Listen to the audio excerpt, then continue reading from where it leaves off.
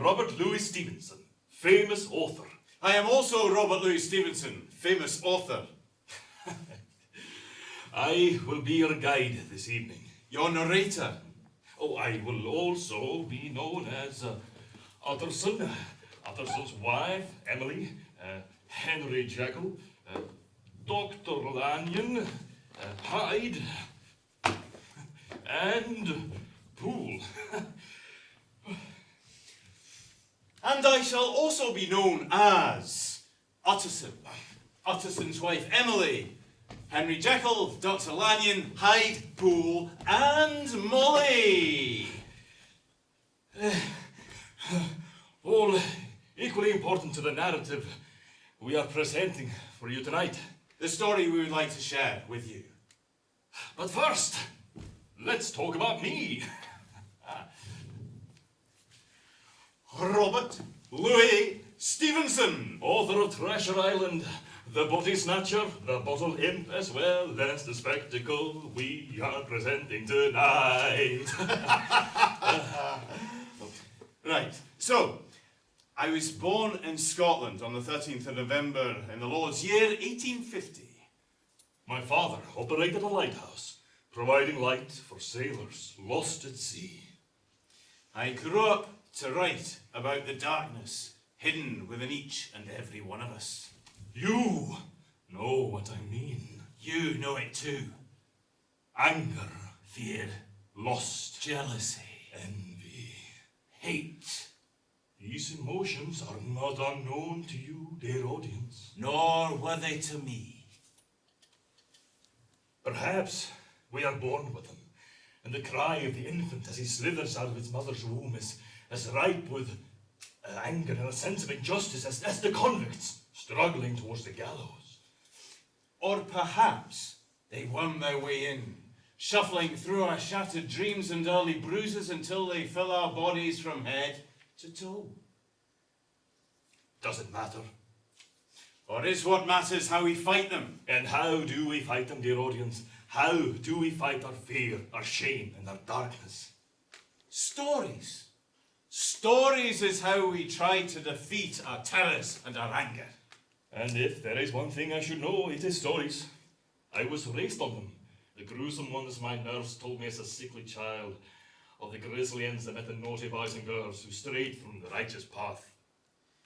The early adventure stories I dreamt up before I was even able to read or write, and the stories of the time in which I lived were of shame and salvation, of men and women trying but never succeeding to overcome the depravity of sin. Yes, I should know stories, seeing as I make my living, what little I can manage of that, by writing. And I am the author of the spectacle you will experience tonight. The story we're about to tell you will remind you of all these things. It's the story about what happens when evil grows, when it is ushered away from our views. It is a story of evil without and within. This is the story of Dr. Henry Jekyll and Mr. Edward Hyde.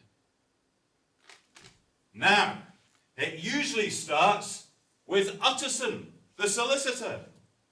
But on this occasion, we are going to skip forward and we're going to meet Dr. Henry Jekyll.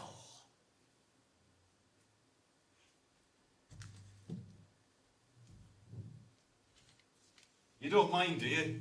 No, not at all.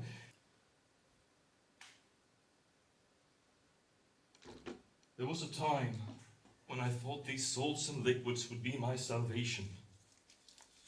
Everyone's salvation. Though I can admit I was mostly concerned with my own. To be free. Finally free. Of the unwanted, the unwelcome. It matters not. I am not free. I'm enthralled. Here is the cup that releases my shadow, and he is free. Free of the burdens that I carry. Free of the fear, the faith, and the facade that I am forced to build day after day. Now welcome, Hyde.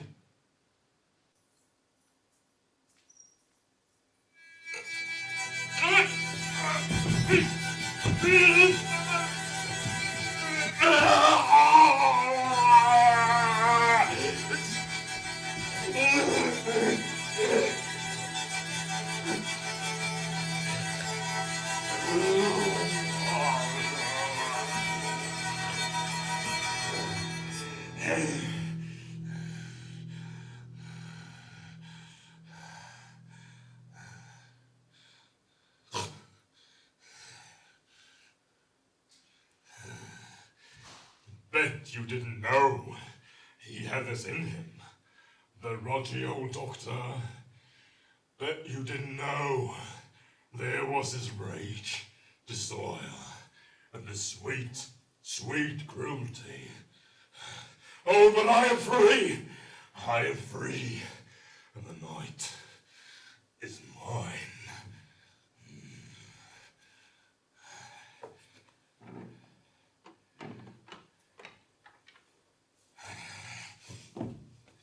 Teddy bear, bend down low. Teddy bear, touch your toes.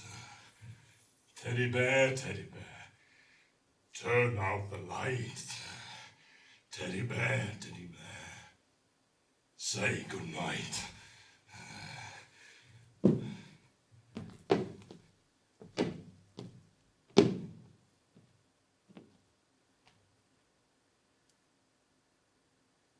My name is Molly Evans. I work at the ale house on Tanner Street.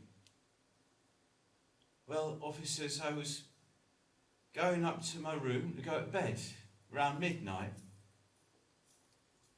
But the mist had rolled in all over town and it looked so dreamy, so I thought I'd sit on a box and look out the window for a minute. I never felt so at peace with the world and humanity in it.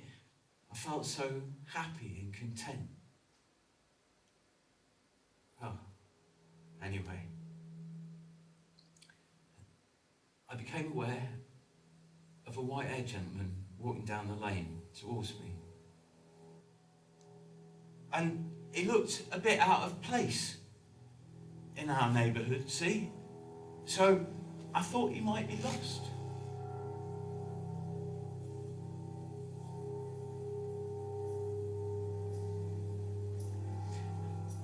Then I saw another, much shorter gentleman walking in the opposite direction. And, well, as they came within talking distance of each other, well, the older man, he greeted the younger one with a pretty manner of politeness, you might say. Well, my eye was drawn to the short man, and I was surprised to recognise him as Mr. Hyde, who comes down the ale house often, and whom I do not like one bit.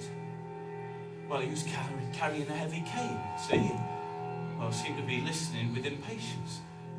But then all of a sudden, he burst into a flame of anger, started stamping his feet and branching his cane and carrying on like a madman. Well, at this, the older fellow, he took a step back with the air of someone who's surprised and a trifle hurt. Well, at this, Mr. Hyde lost all his bonds and clubbed him to the ground. And the next moment, with an ape-like fury, he was trampling underfoot and hailing down a storm of blows. I could hear the bones snapping. I could see his body twitch and jump.